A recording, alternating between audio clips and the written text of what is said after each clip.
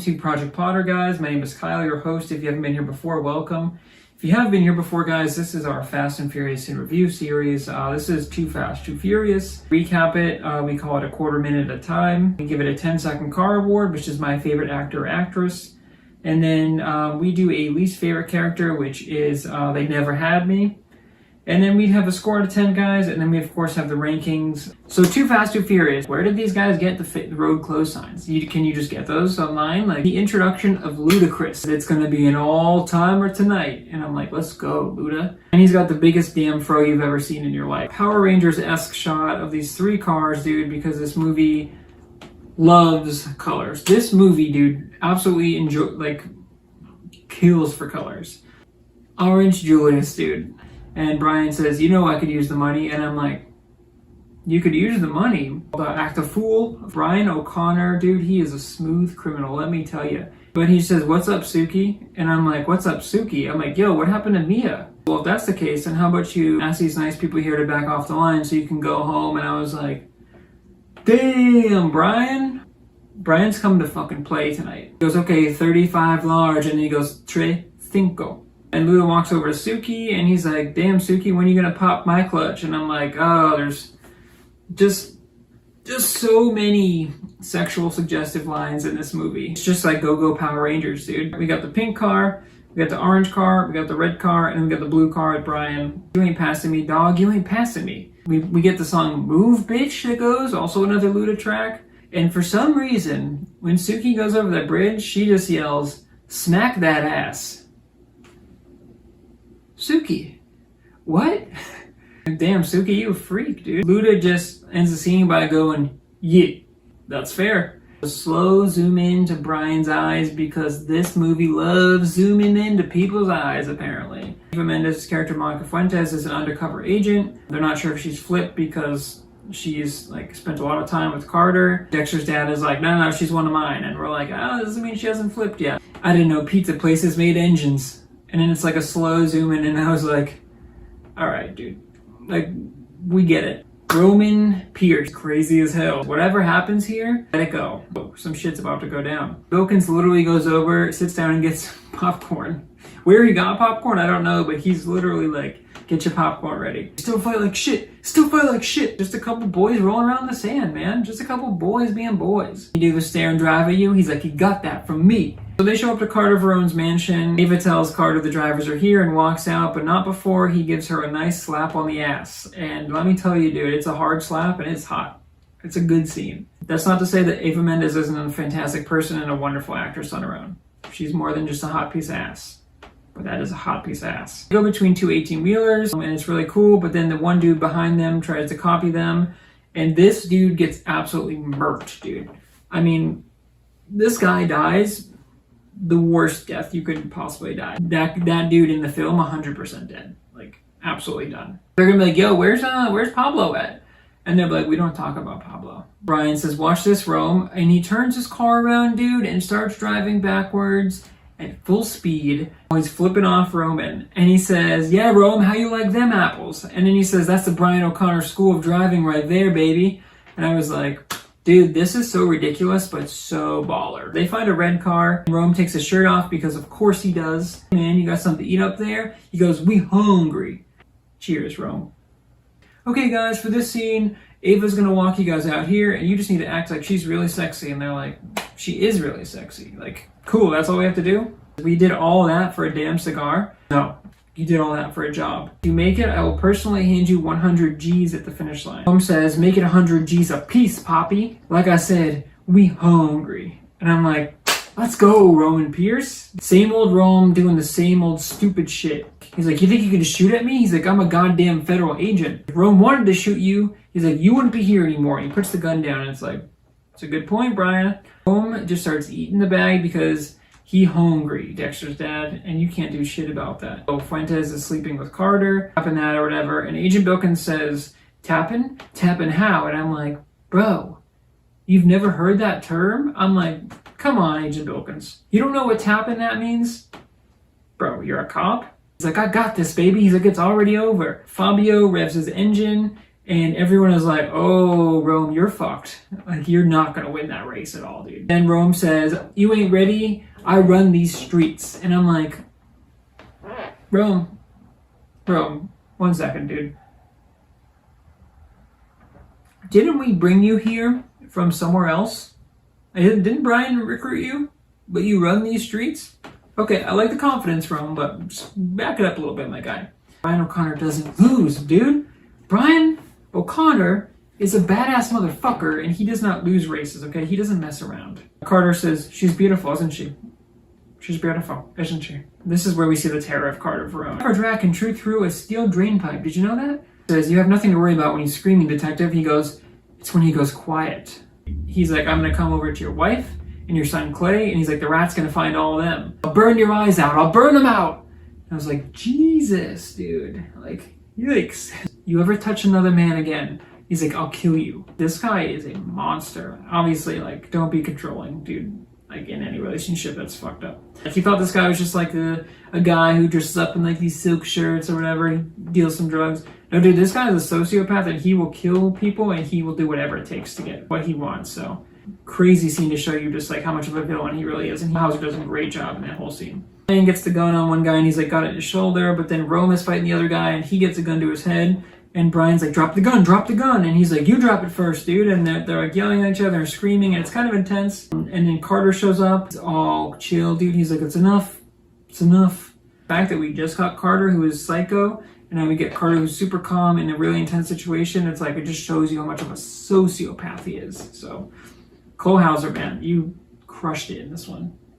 Then we cut to Eva Mendes in a bikini, and woof, dude. We get Joe Budden's Pump It Up. Brian's decision at the end of 1 was heavily influenced by his past relationship with Rome, where he had a part in like an arrest or whatever, where Rome went to jail, and Brian could have maybe done something about it, and he had that situation again with Vin, and so thinking of his past experience, that's why he let Vin go.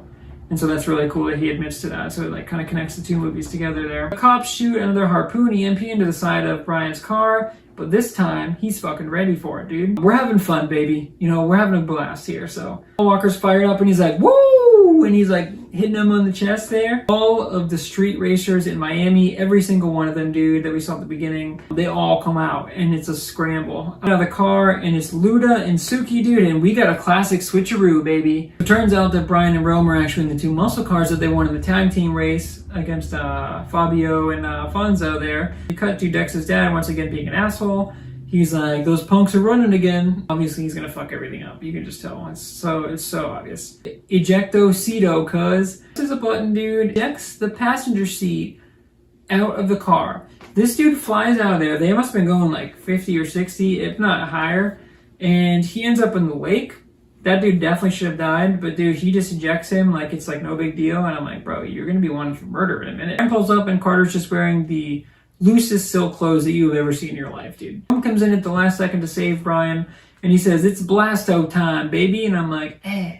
Henchman tries biting Brian like Mike Tyson. There's a quick scene on the boat where Carter says, you know, you almost had me. In my head, I was like, almost had me? You never had me. The boat's here, and then they're on the side road, and Brian is going fucking fast. Great sequence where Rome says, boat, car.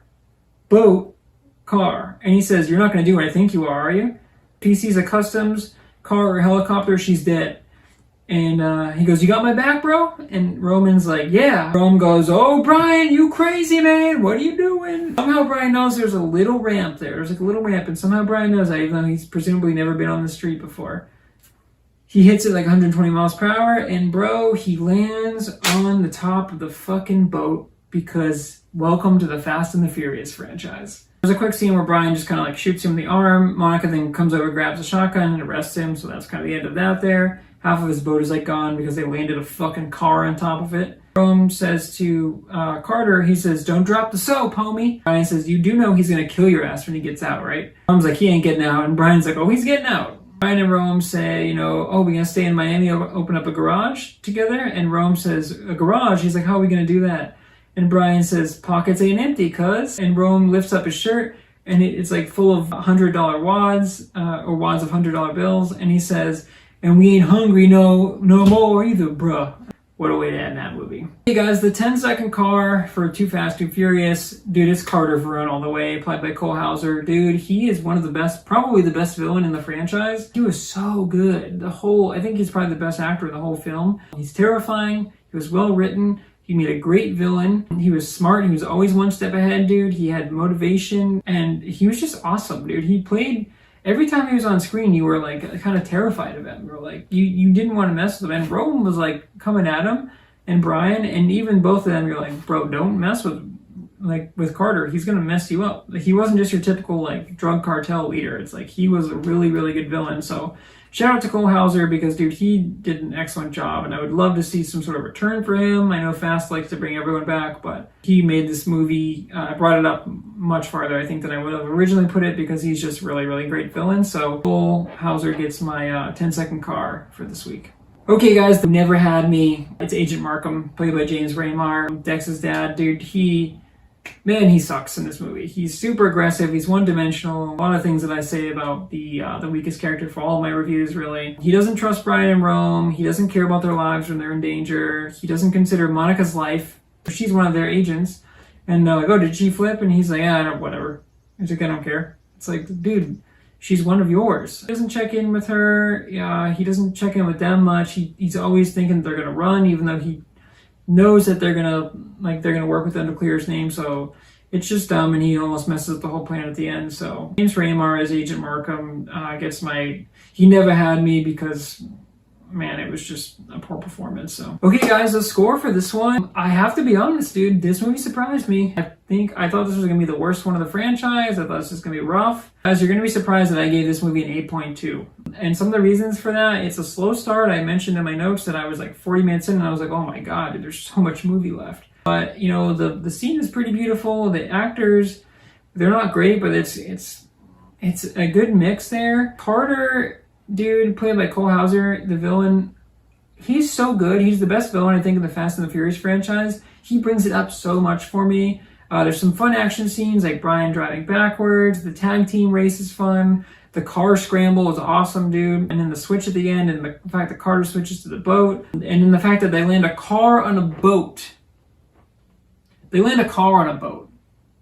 Yeah, that's not a typo. It's not, you heard that right. That's awesome. And apparently that was practical, at least in some way, on the first take, which is crazy. That's like one of the most memorable scenes of the Fast and Furious, I think. We get Luda's intro, which is fun. He adds a new and dynamic element to the series. He's in, I think, the entire series the rest of the way, so that's awesome. This movie starts kind of serious, but it really has a fun vibe. The first one doesn't really have. I feel a little disconnected from the first movie, that there's no like mention of Vin directly, but we saw kind of in Fast Facts that we weren't even sure if Vin was going to come back for the franchise at this point. They gave him $25 million to do the movie, and he denied it. I'm glad he came back, because Vin is such a huge part of the franchise. Yeah, this movie surprised me, dude. It had a fun vibe, and I had a good time watching it. And I was like, wow, this is a good time. It's really surprising. I was going to give it like low to mid sevens, and then I thought about it, and I was like, I think I would rather watch this movie again over the first Fast and Furious for sure. So yeah, an 8.2 I think is a fair score. Okay guys, that brings us to the rankings. This is the first time we actually get to decide rankings, because obviously with the pilot we didn't have anything to rank besides the first movie. So the Fast and the Furious by default had number 1. We're going to get a leapfrog here, guys. We are going to get, if you couldn't tell from my score earlier, the rankings as they stand right now through 2 movies. Number 1, Too Fast, Too Furious. Number 2, The Fast and the Furious. I just think this movie was more fun. I thought the action was a little bit better. It knew a little bit more what it wanted to be. Like I said, it started a little more serious, and I was like, the Fast and the Furious, they're not a serious franchise, obviously. I'm glad they figure out what they want, just over the top ridiculous action. But they were trying to be like a cop drama in the first movie, and I'm glad that they didn't do that, because they kind of started that at the beginning of this one. I was like, oh, here we go again, dude. They bring in Brian, they debrief him. But then they like let their own thing kind of happen, or they let Tyrese Gibson as Roman Pierce kind of be a new character and be a fun character and be that dynamic X factor. And then they let Brian be badass still, but they didn't really, they didn't talk about Vin much, which is okay. I would have liked more Vin, but it is cool that they do mention, like, is that why you let your guy go at the end? And he's like, yeah. And so there are threads there still. But yeah, I just think Too Fast, Too Furious is a more fun movie overall to watch. So, and I think it's just a better production value, honestly. So As much as the first one is cool because it's got Vin and it's got some serious elements to it, and there's like that big Jesse death and everything. This one didn't really have any major character deaths in it, which is surprising, but it did have just a good time. And so it's like, I consider that factor the fun factor too when ranking these. So I just have to put Too Fast, Too Furious ahead of the original, and that's how our rankings sit for now.